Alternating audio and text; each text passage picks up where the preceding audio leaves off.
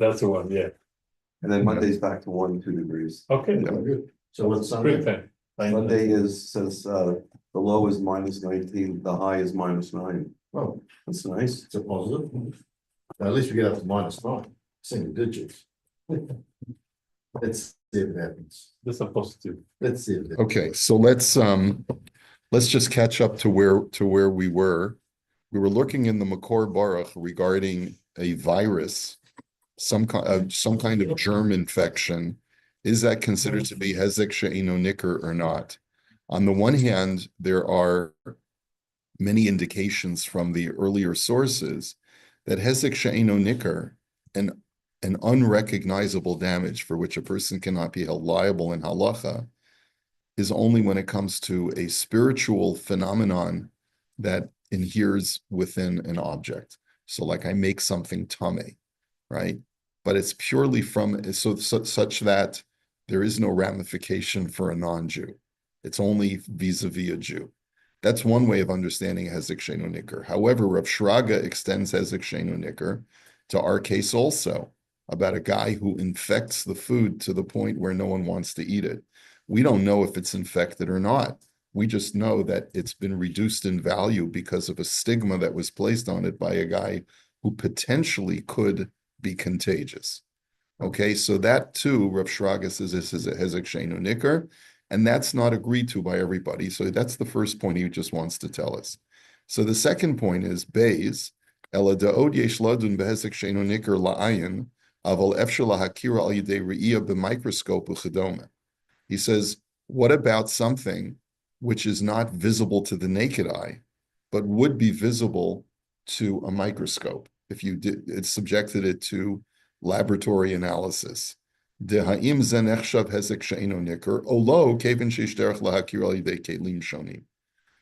this called a recognizable hezek?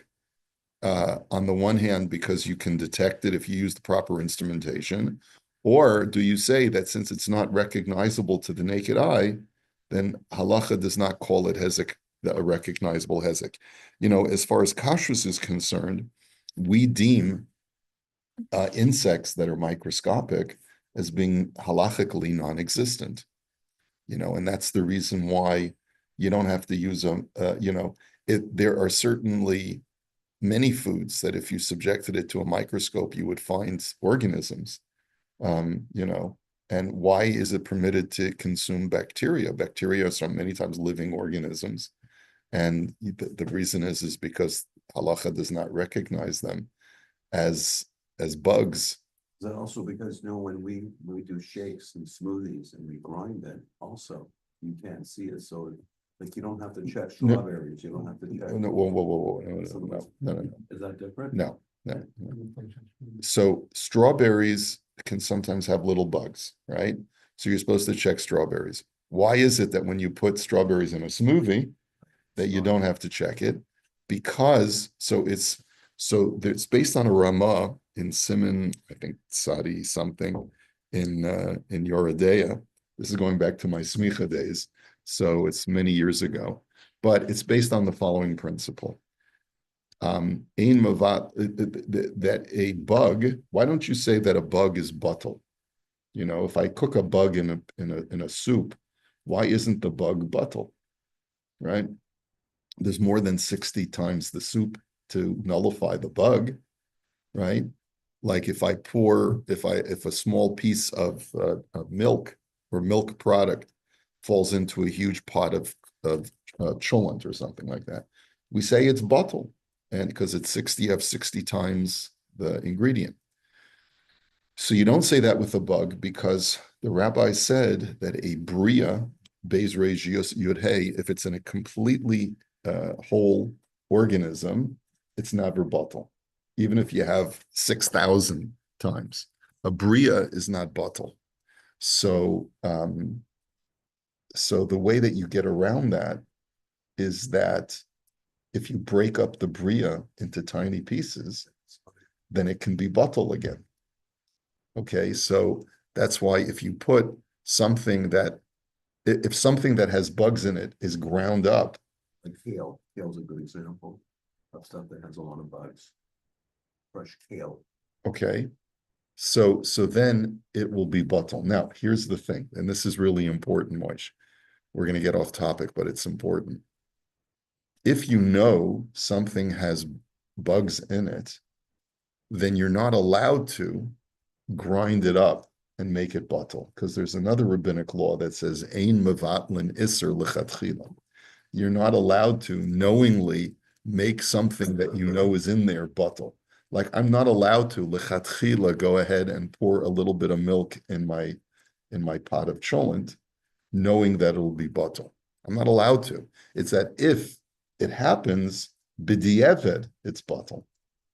And the rabbi said the same thing. You're not allowed to. If you know something has bugs in it, you can't grind it up and make it bottle. Okay? So what's the heter to take something that has bugs in it? There is no heter. You have to work under the following assumption, that there's only a chance that there's bugs, and there's a better chance that there's not bugs.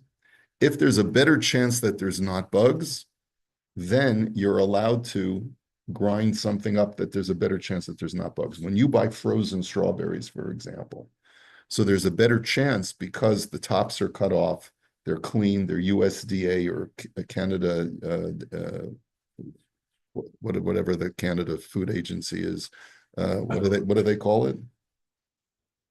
But it's grade A strawberries that they grow specifically to be frozen, so they don't want there to be bugs. So therefore, you're allowed to take your frozen strawberries and put it in a smoothie. But let's say you buy fresh kale, and you know that there's a better chance than not that there's going to be bugs in it. You can't put that in a smoothie and say, well, it'll be bottle. You have to first soak the kale and in salt water or soap water, pull out the kale after about 10 minutes and examine the water in a white bowl and see, are there critters in this kale? And if you find critters, then you have to keep washing the kale multiple times and can repeat the process until there's no more critters. Okay, so. When the OU and the stuff, when you go online and the COR, it doesn't make it clear. It says clearly that if you use it, if you grind it, and you put it into a smoothie, you don't have to check it. What you're saying is very different. It's night and day. If you know that something is infested. When you buy kale, fresh kale is one thing. You buy kale that they say it's washed. Like you can buy it in the store, no hechsher. Yeah. Right. So does that mean it's already is that it's okay? So it depends on the washing process. There is a process called triple washed where they subject it to high pressure water. And I don't know about kale specifically. I know that for certain kinds of lettuce, you're allowed to rely on the fact that it's probably bug-free, so that if you were going to grind it up into something, it would be okay. There are, that's bodek, is lettuce or cabbage that they've checked thoroughly 3 heads out of, let's say, 300 heads. And that way they know that they're relying on chazaka, they're relying on the assumption that we check some of it, so we know that all of it is. They don't check everyone voted? No. But you pay like if they do. Well, it's a shtickle scam, because you're under the impression that everything is checked. What else is new? You learn 2 things today. Hey, It's depending. Moish, it's bodek and USAID, What else are we going to be discovering? Yeah. The Epstein files and, okay. Every day something new. Exactly. Every day you get something. Rabbi, Yes, Rabbi, yes. what about a bacterium? Isn't that a variable with an small? So bacteria is not considered to be a bria. It's not considered to be an insect. And you're allowed to consume anything that's microscopic. Is not considered to be existent from a kashrus standpoint in halacha. However, that's how we got in this discussion. That's only vis-a-vis kashrus. What about hezek? What if I cause you damage through a microscopic toxin, let's say. All right, let's say I'm a Russian spy, and when I wish you good Shabbos, I've got something on my hand that will cause, right? Or You have to sign the, yeah, right. rice it on your hand. That's right. Yeah, there you go. Had him on the back. You Yeah. can needle out of your hand. I don't put it past my members, So anyway, so it's, Careful what you say about chicken and fish. or you could have E. coli. E. coli is a hezek, right? So would you say that if a restaurant knowingly serves a product that may contain E. coli and they're just reckless, that they wouldn't be responsible? Okay, so this is the thing. He says, "De'ayim ze nechshav hezek she'eino nicker, olo kevin sheyesh derech lahakiru al yedei kelim shonim." But since you can recognize it, if you subject it to an instrument in the lab, you can detect it. Uva sefer mishpariyam kasav lahaviraya b'shem hagra gan chavaski. I don't know who that is. Imasha kasav hapischei tshuva b'shem hashar melech b'din misha irev kaf cholevet b'toch tavshil bisari. Well, we know the classic case of where you put a milchik spoon in a fleishich pot. Ba'ofen shelo hayashishim levatlo. And the scenario there is that the spoon was a big spoon, like a ladle, and you put it in a fleishich soup, and you don't have therefore 60 times the soup to make the spoon bottle. So from a kashrus standpoint, you've trafed up the guy's soup. Okay, what about having to compensate him for trafing up his soup? So he argues, the Pischei Tshuva argues, that I can't sue you for damages because it's hezek she'eino nicker. No, not because it's accidental. What if I maliciously I see you're cooking a soup in your restaurant, and I take a dairy ladle and I stir your soup maliciously to cause you damage. So I can't be sued in Beis Din, according to this one opinion, because the damage that I've caused is not recognizable. Because no one can see the leached absorptions from the soup, from the ladle into the soup. But the intention? Even if my intention was to cause you harm, that's what the Pischei Tshuva says. He says, I can't be held liable for damages, even if that soup costs $500. It's a huge pot or whatever. If you eat food at a restaurant that hasn't been cooked properly and you get ill from it, then that's the same thing. That's what Ron was asking. Yeah, okay, so we have to figure this out. Is it really possible to suggest that a bacterial toxin you're going to be putter from just because it's not visible? So this is the thing that we're deliberating over. He says, "V'harei efshel liros es hatama chalavisha betoch hatavshil al yedei microscope." Now, if we were to subject the soup to a microscope, we probably would be able to find dairy proteins that have leached out of the ladle and have, but we would be able to detect it. Elamuchach mikan she'af b'chi hagavna arminan shezeh hezek she'enu nicker upater ad kan tochen debarv. So he says that based on that, you see that if something is purely microscopic, it's called hezek she'eno nicker. The efshur diyesh lomar, but he says, but says the Makor Baruch, that's not so straightforward. He says diyesh lomar dekevin de bizmana microscope lo hayamatzu kol kach kemo hayom. But maybe that's not the case. Maybe back then, when microscopes were not prevalent, and it wasn't people couldn't detect the milk particles that leached out into the soup. That's why it's called an unrecognizable damage. Maybe today that we have instrumentation to detect it, we can call that recognizable damage. He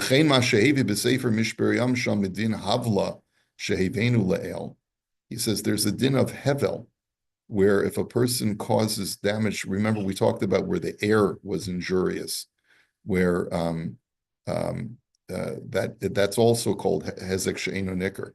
If a person causes damage, let's say, because the air in the house that he's that he's leased to someone else has something toxic in the air.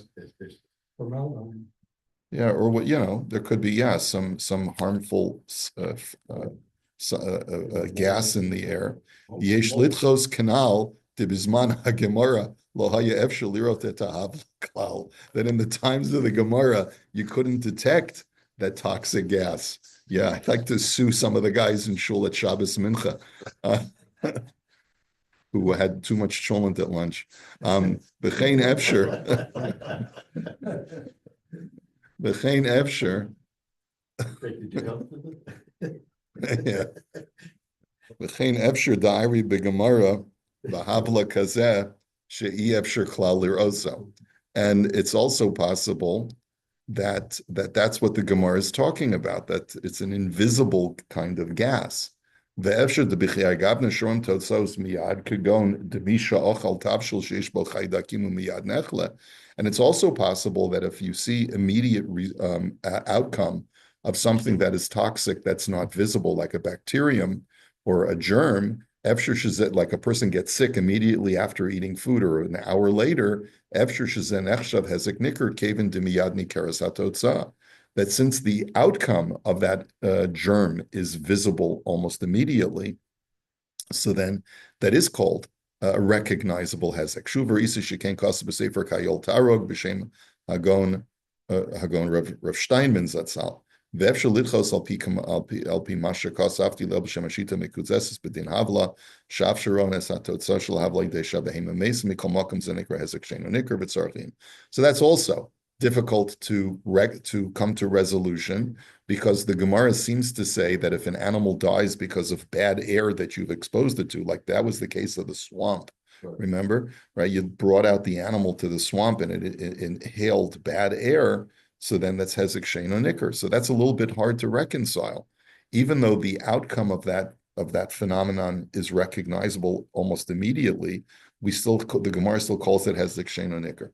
So that needs to be analyzed further. We got to run in for Rosh Chodesh, so I'm going to have to stop it here. But you've just read that basically, if the effect of the bacterial core happens within a certain period of time after then that's called recognizable hezek. But that is in opposition to the case of the Gemara where we talked about the animal being brought to the swamp, and that's why he ends up without a resolution.